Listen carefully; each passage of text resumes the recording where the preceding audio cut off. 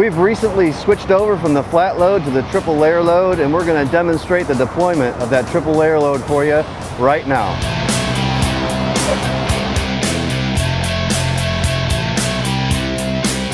Okay, let me show you what it looks like inside our cross sleigh hose bed. This is ladder 62, and we've got our cover. We've got one loop around a nozzle, just so everybody can see when I pull this out.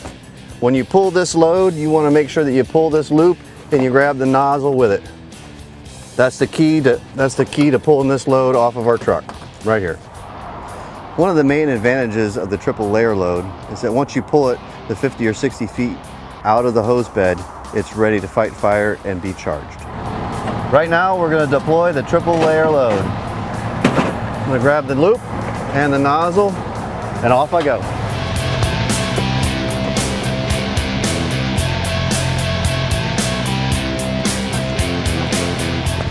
As you can see, now that I've advanced it out of the hose bed, the hose is ready to be used in an attack situation. I'm ready to fight fire. I've got quick water and I'm ready to start an interior attack if needed.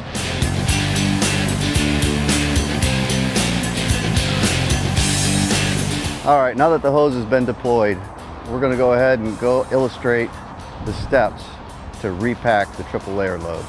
Okay, when loading the triple layer load, it's important to make sure that the hose that is coming out of your hose bed goes directly along the side of the truck to the ground.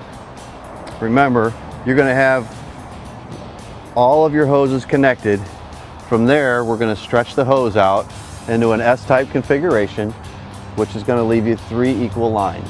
It's vitally important that all the water is drained out of each section of the hose, because when you load it, the water will end up in the loop and will become a problem as it's loaded into the truck.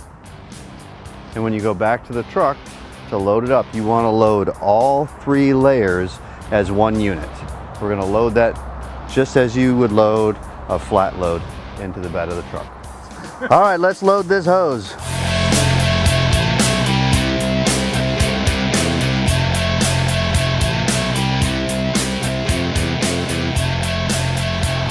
Lay it down in here. Perfect.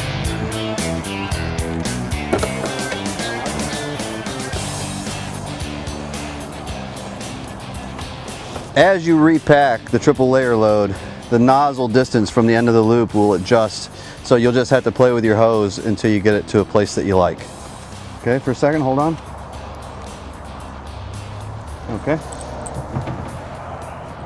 All right, the next thing that I want to show you is utilizing the triple layer load in confined space areas.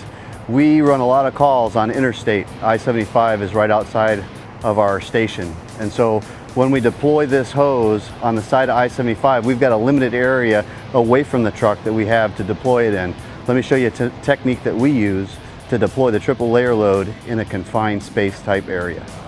When we deploy this load, the firefighter is going to take the nozzle and go forward towards wherever the car fire is, and the officer is going to take the loop part of the triple layer load and walk towards the back of the truck, allowing us to put a split in the hose and allow this hose to be deployed without hanging on the side of the truck.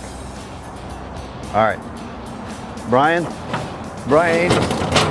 Angelson's going to hop up there, grab the nozzle, pull it down with the loop. Once he gets that loop down, he's going to give me the loop. My engineer can help by splitting, and I'm going to pull by going this way.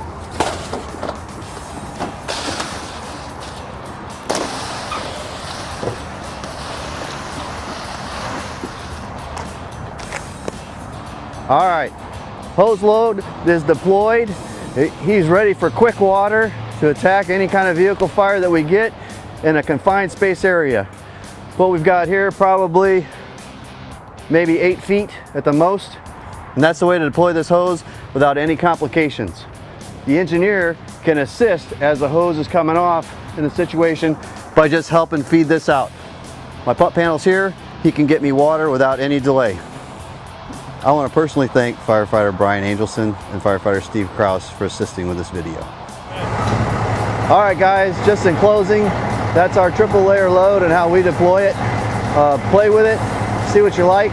Thanks for watching, and stay tuned for our next episodes.